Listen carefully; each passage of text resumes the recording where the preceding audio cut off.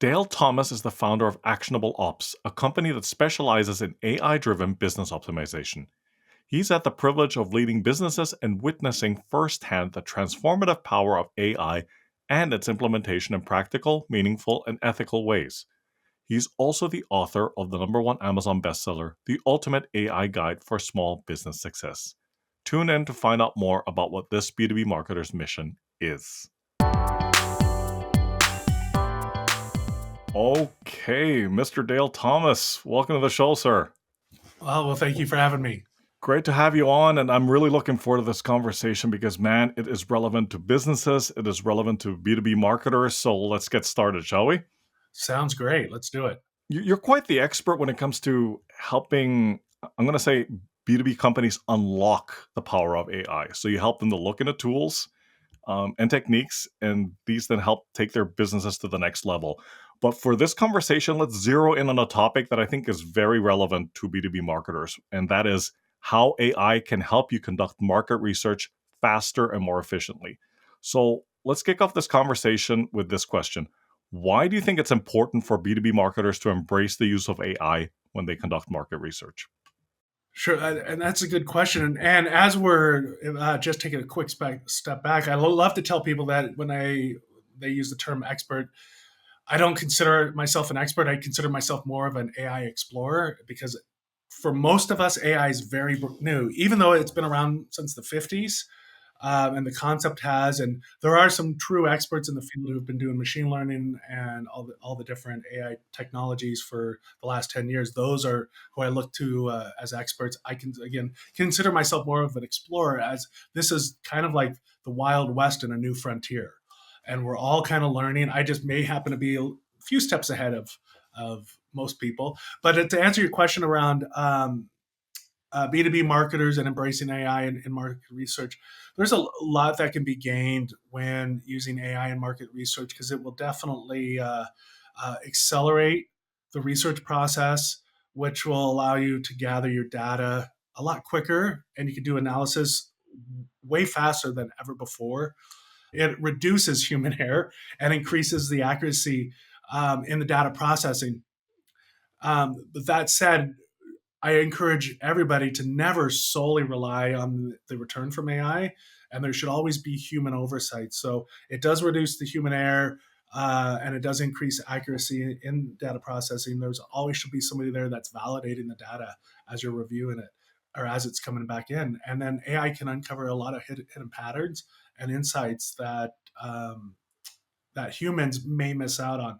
And that's something that I really like to touch on because especially when you're doing like surveys and customer surveys, the sentiment analysis that AI can do, and it's not just like one comment a person makes, but maybe some of the words that they're using, but across 20, 30, 40, 100 different customers or how many customer interviews you're doing, there could be phrases that people say that you don't catch, but AI may catch. And I've done surveys for different organizations where there was red flags that were being called out that we would have never seen had we were just looking at Survey Monkey data or whatever the survey company is.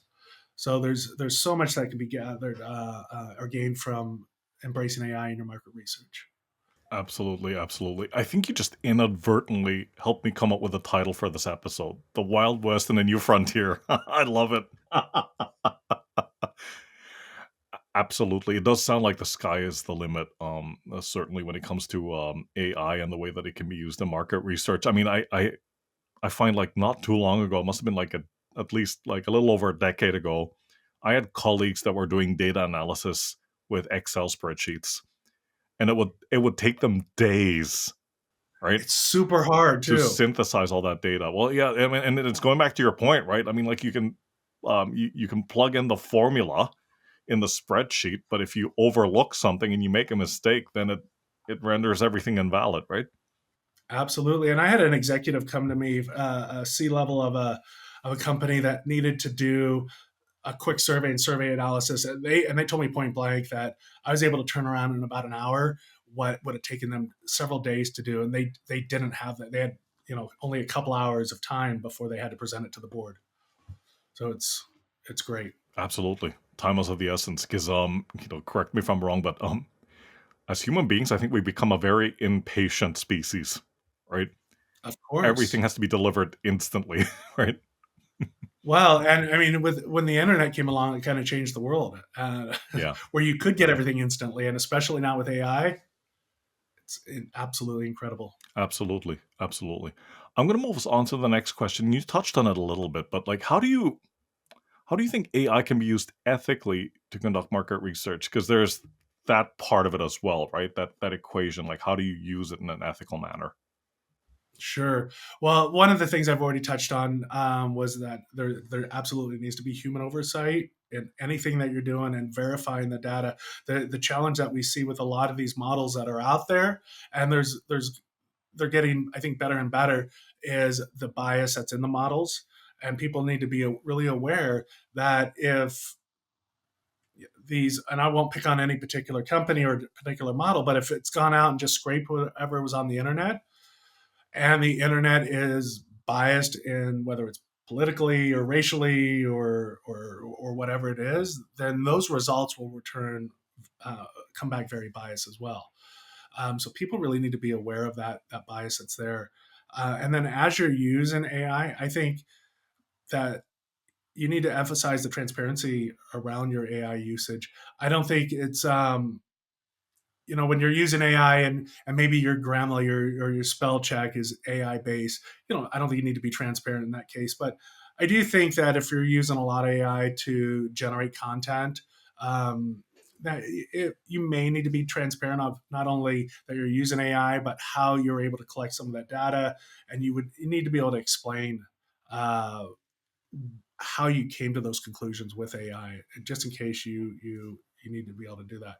Um, the, there also needs to be people need to be aware as far as like from an ethical perspective around data privacy and making sure that you're getting the proper using AI in the proper ways. For example, never ever ever upload customer PII personal data to ChatGPT.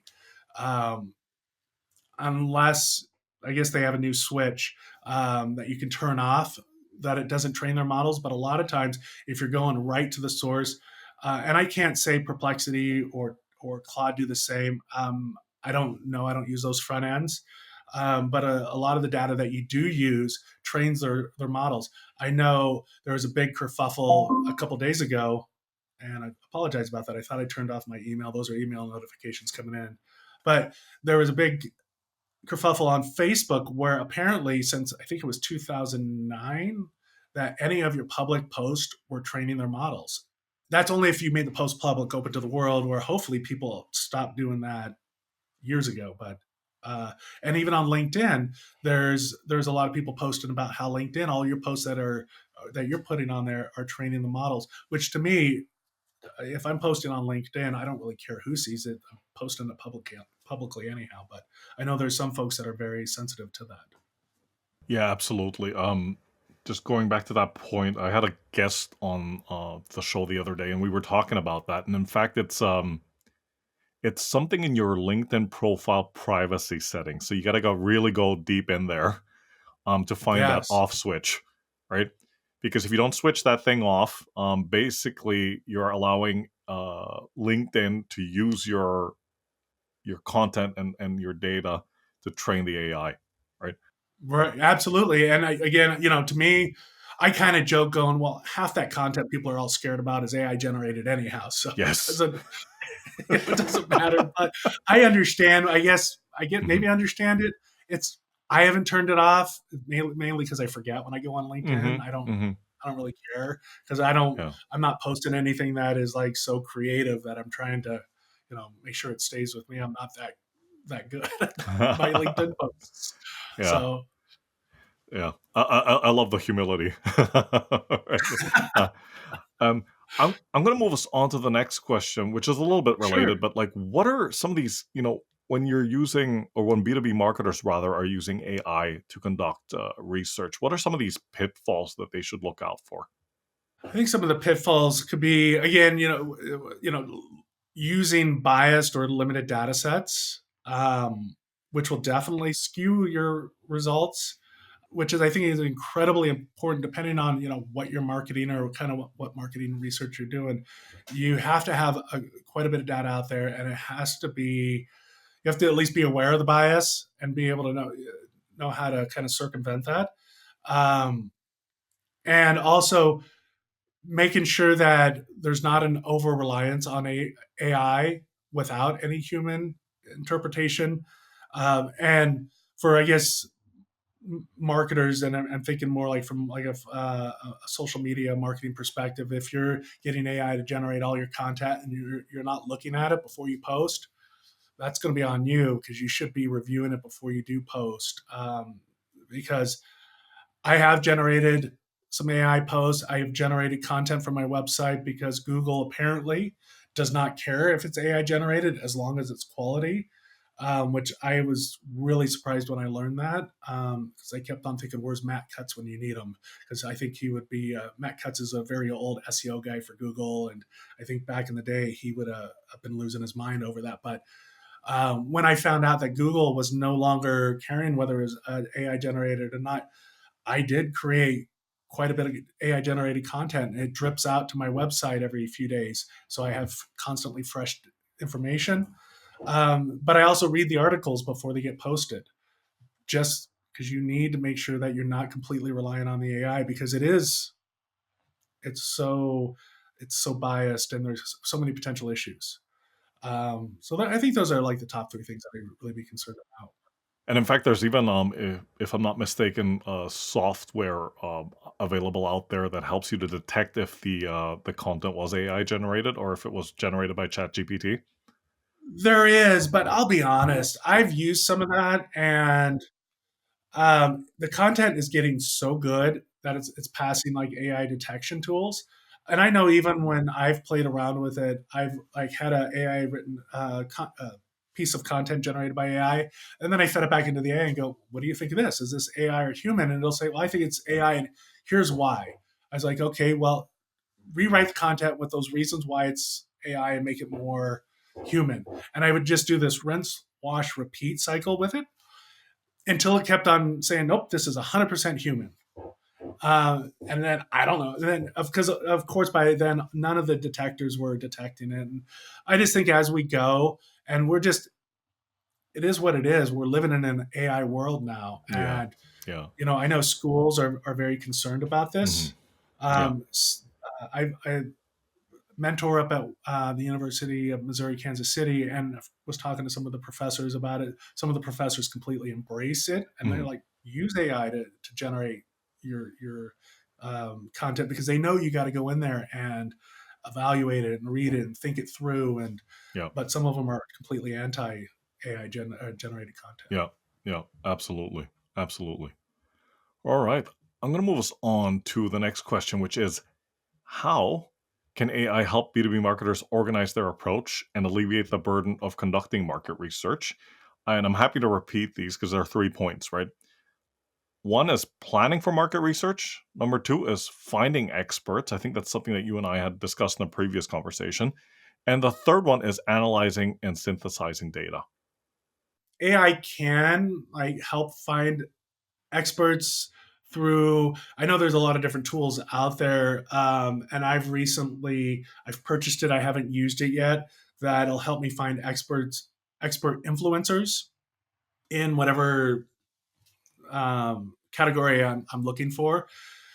um, Even running these tools are so connected to the internet that finding, I think, experts is easy now, but it's finding experts that are truly experts versus somebody who has raised their hand and said they're an expert. And I kind of tease about this in my book, where there's all these AI experts, and I know we're not just talking about AI experts, but all the AI experts out there. But you looked at their LinkedIn profile, and they've only been in technology for 6 months, and before it was like retail at a clothing store or something. And I wonder, well, how do they get their expertise? But AI could definitely analyze some of those networks and a lot of the publications to identify the relevant industry experts. Um, as far as like analyzing the data and synthesizing it, AI can definitely process that large amounts of structured and unstructured data quickly. It can generate insights and visualizations from complex data sets. And that piece right there is really what got me very involved in generative AI, is when I was taking a course on Gen AI, and I found out that you could feed it multiple data sets or data sources, whether it was an Excel spreadsheet, a SQL database, a company's financials, and then be able to analyze all of that data as one. It was a game changer in my mind because it was able to find a needle in the haystack and identify patterns and trends that, we said it earlier, that you just wouldn't find any other way. I think that's it, because they identify those patterns and trends, and then they go through the large amounts of data. And then there was one other question that you talked about, like how can people plan Yeah, for plan marketing? for Is that market right? research. Yeah, that's right. If you're using the right prompt, the prompt can help you, especially if you're using Gen AI, to help you kind of identify um, what your plan is for the marketing research. It can help identify potential gaps and help you prioritize the areas of focus. Um, and just like as I was writing the book, and I'm not trying to pitch the book or talk up the book, but the reason I wrote the book is I went in there and I said, if you were to plan a book on AI for small business, what would that look like? What would all those chapters look like? What would that roadmap look like? And when it came back, I actually said, oh, I know 80-90% of this already.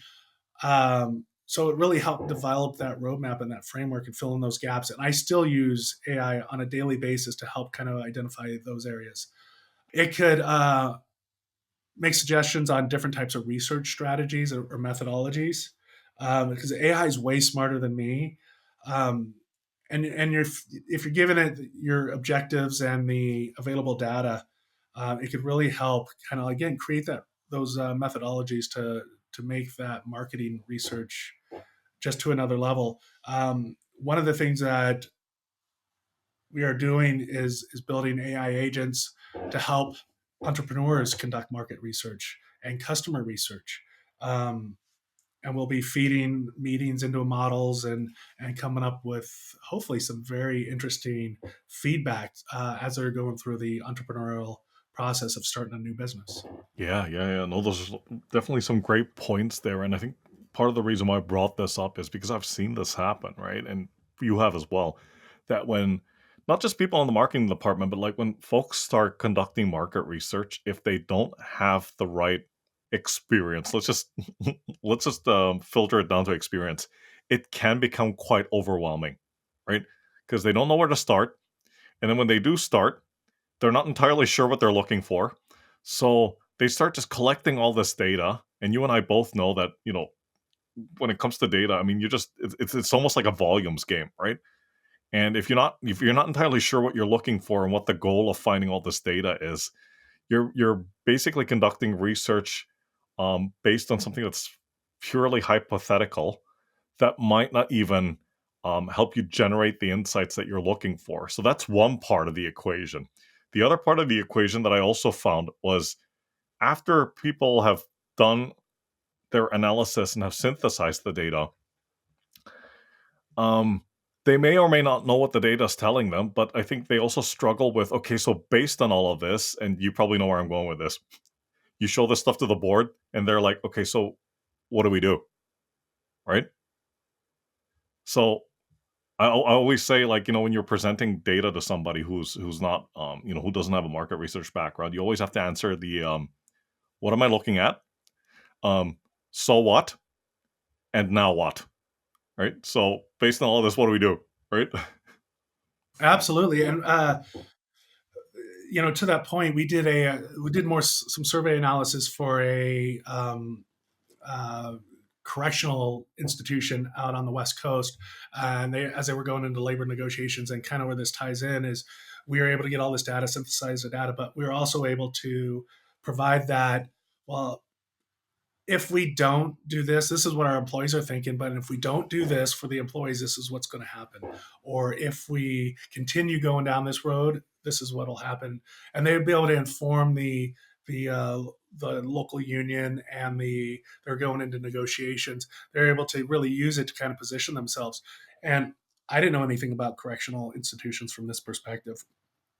And if it wasn't for AI, I would have never been able to do it. But I know how to answer the right questions. And now it's almost gotten to the point where it's just like back in the day when like Google and the internet came along, and somebody would say they don't know how to do something, and you would just be like, well, you can Google that.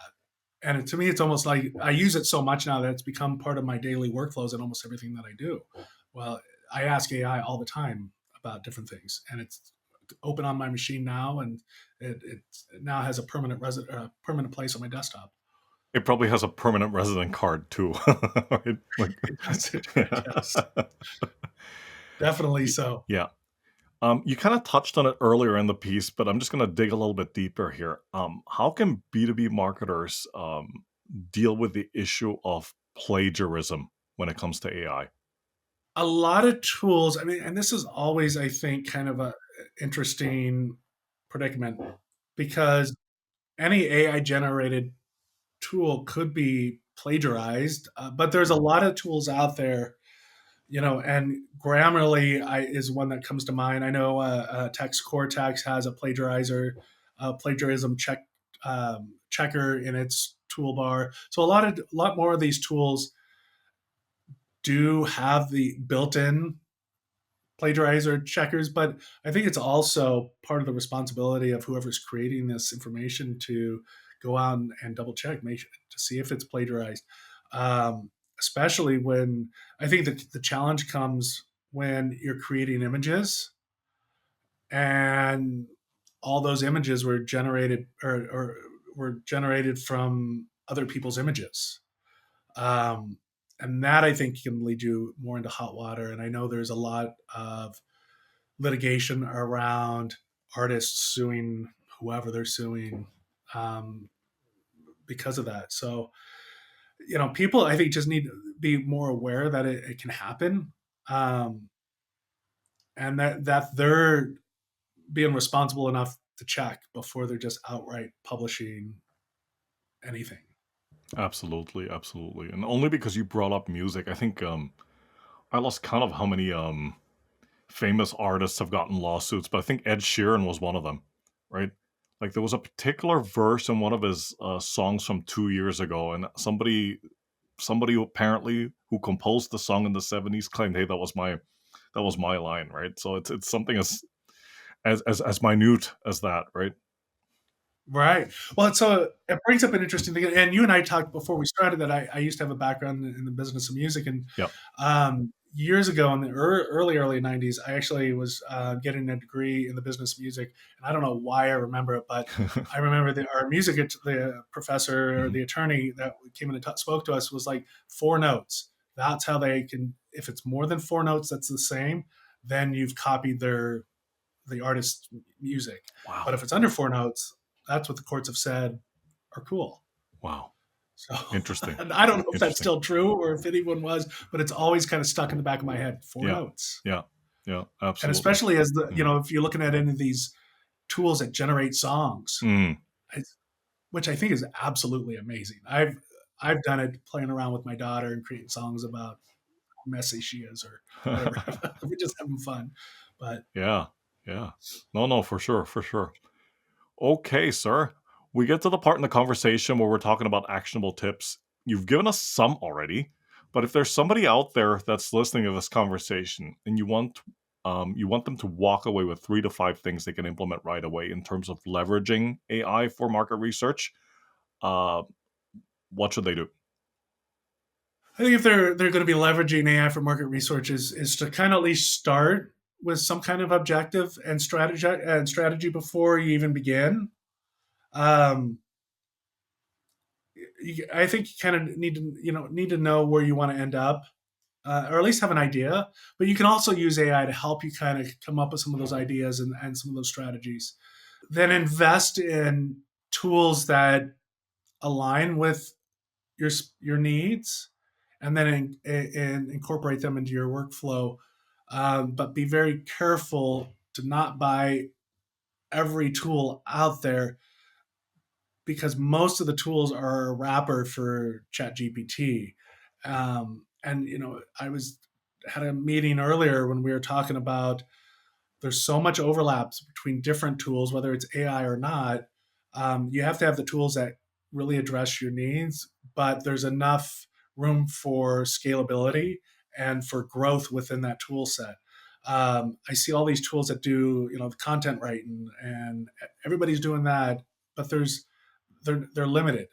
Um, so you want to get the tools that achieve what you're looking to do, but also to be able to really integrate them in your workflow. Also, I would say you can combine AI generated insights with human expertise for more comprehensive analysis if you have that expertise or if you know somebody who has that expertise. Um, and then understanding and implementing ethical guidelines and governance frameworks for AI usage in your organization. I would not, if you're a business owner or leader, I would not just start buying all these AI tools and letting people have free reigns. You need to create what your policies are around them and how people are using them. You want to you make sure you understand what the regulations are in your area. I know New York, Colorado, California have their legislation and their laws around AI usage. There's of course GDPR in Europe. So you just need to be kind of aware of what those are and then create guidelines. I think it's the responsibility of the business owner or the manager or the leaders to create what those policies are. And you better have very clear policies so people know what to follow. And then you have to have some kind of mechanism to really not be looking over their shoulder, but to really understand what the output is of those tools are. Yeah, to monitor, right? Yeah. Yeah. Some kind of something. Yeah. Absolutely. Absolutely. No, great tips. Let me just quickly recap this here. So start with objectives and strategy, and I'll get to that one in a Mm-hmm. second. Invest in tools that align with your needs. Combining AI insights with human expertise. I think that one is really important. Yeah. It's something that you brought up several times in this conversation. Don't just you know, rely on AI for everything and then don't check the work or don't check what comes out of that, right? And then finally, have some kind of implement some kind of ethical guidelines or have policies in place that I don't want to use the word police, but to monitor, right? That is being Right. used ethically, it's being used properly, right? Okay. Absolutely. Yeah, fantastic. Fantastic. Yeah, so I want to go back to the first point. So, in your professional opinion, they probably should already be doing this, but do you believe that companies should have a long term strategy for AI if they don't have one already? I think long term's really hard. I think they should have a short term strategy, meaning like the next 6 months, because the challenge is the way this technology is moving so fast and it's developing so quickly now. We don't know what long term is going to look like. Um, but I think a company should kind of understand what their values are around AI, and make sure that the tools that they're using and the usage of AI aligns with those values. Um, but I think it's going to be it's going to be iterative, and you're going to be constantly reevaluating and redeveloping what your strategy is around AI as more and more tools come online. Because I don't think I mean, maybe there's, like I said, there's a lot smarter people out there than me, but a year and a half ago, I don't think anybody would realize kind of where we're at with it. So who knows what the next 6 months, next year, 5 years is going to look like. Yeah, yeah. No, that's true. That's true. Okay, so that was the first follow-up question. Second follow-up question, and I'm not expecting a laundry list here, but open your toolbox up for us a little bit, Dale. Like, what are your go-to AI tools for market research? So 95% of our research comes from one tool. Um, and that tool is Text Cortex. We're implementation partners of them, and we use Text Cortex because it is connected to the internet. You can use all the different models out there, or all the popular models. I think there's now 10 that you can leverage. You can create knowledge bases. So if you're having a chat, you can save that chat to let's say a folder. You can sync your Google or OneDrive files over to that folder and then have conversations with it. So if you have like a branding folder or a marketing strategy folder, you can be having conversations with both of those folders that keep everything about your company in mind as you're driving forward. And then I use one prompt. There's only one prompt. I use it 99% of the time in everything I do. And it's a prompt called Professor Cortex, which is a cross between Professor Synapse, which is a prompt that has made its way around the internet, and then Text Cortex, which is our platform. And I forked it to create Professor Cortex. And what the prompt does is, and it's a freely available on our website, is you'll give it a sentence or two. You don't need to write these very lengthy prompts and act as a marketing guy or whatever that everybody's doing. You give it 2 or 3 sentences, and it'll kind of quickly understand what your goals are. It'll quickly understand what it needs to do, and then it'll develop through the chain of thought process 3 to 5 different steps of what it's going to do to help you reach your goal. And it's very transparent. It'll let you know exactly what. Let's see if I can mute those notifications. It'll very quickly tell you, or I'll give you the 3 to 5 steps in a very transparent way of what it's going to do to get to those goals. And then it'll summons experts in those fields. So if you're asking about marketing, it'll create a marketing expert. And these are little agents that know all about the marketing business. And then it'll start giving you the information.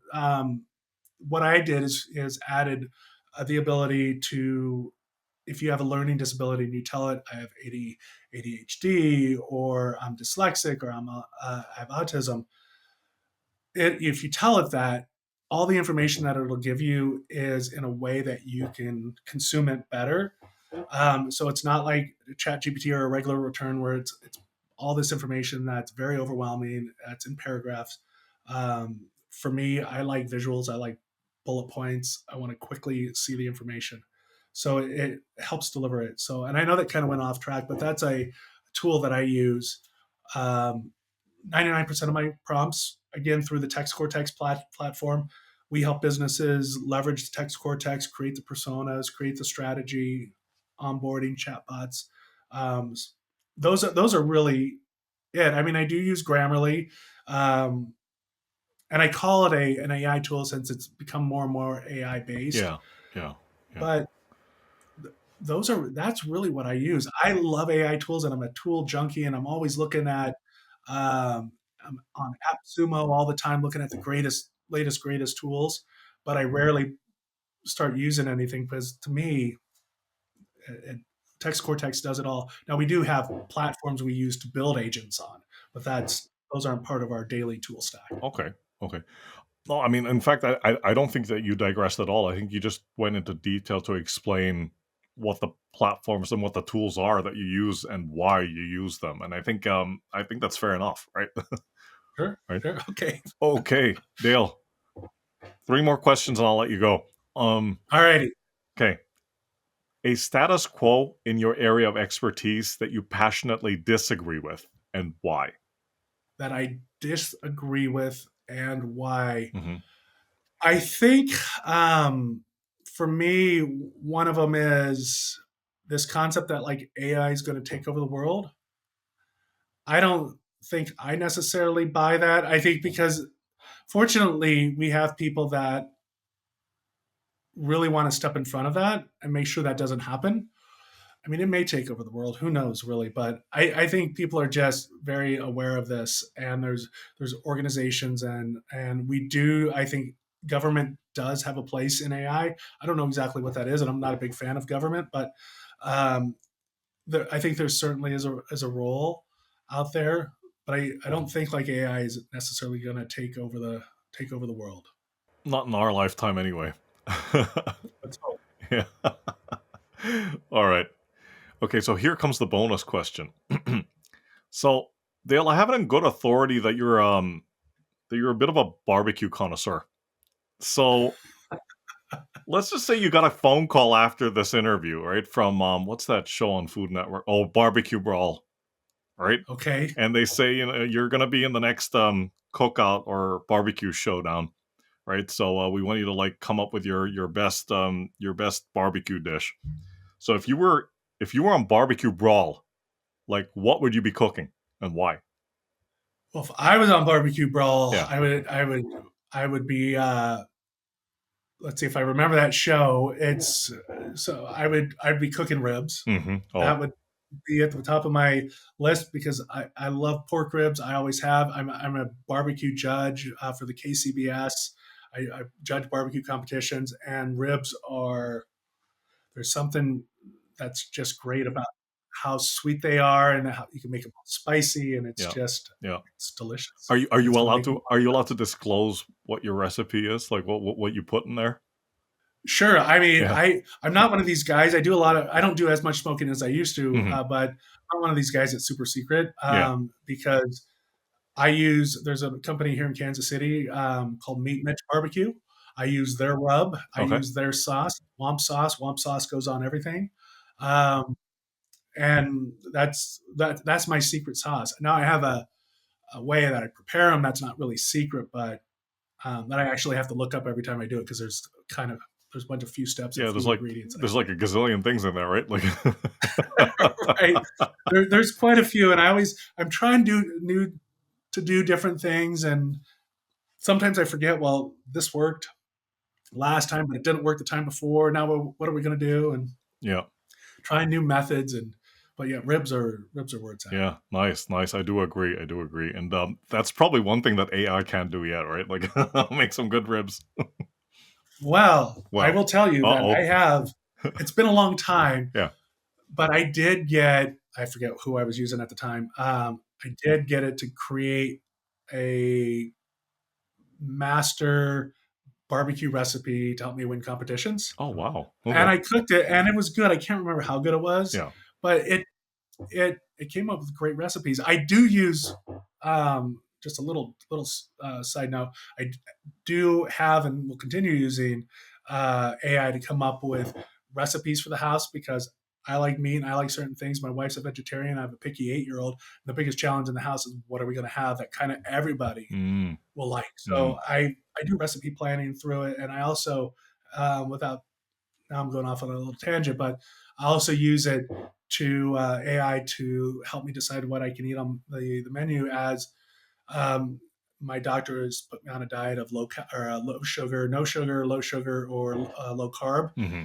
and I don't know what what these menus have. So when we go out to eat and we eat out a lot, I'll take a picture of the menu now and I'll upload it to Vision AI, and it'll tell me the 3 or 4 things I can eat and Mm, substitutions that I can make, mm. and it helps me. And it's helped me lose weight and get my labs back to where they should. Interesting. Interesting. Yeah, fantastic. Fantastic. Well, Dale, I'd love to sit here and talk to you about ribs all day, but like in the interest of time, I do appreciate you coming on the show. And Of course, and I really appreciate you having me. yeah. So quick intro to yourself and how folks out there can get in touch with you, especially if they want to talk about AI. So they can always send me an email. It's Dale, Dale, at actionableops.com. That's also our website. You can get the prompt that I referenced, Professor Cortex, at actionableops.com/professor. Um, so that you can get a hold of me that way. And then you can also get our book on Amazon, and our book, if you don't mind me No sharing, is problem. the No problem. Ultimate AI Guide for Small Business Success. Fantastic. And we will put a link to that in the show notes for this episode. And Oh, perfect. Great. yeah, Dale, once again, thanks for your time. Take care, stay safe, and talk to you soon. All right. Great. Thank you again for having me. All right. Bye for now.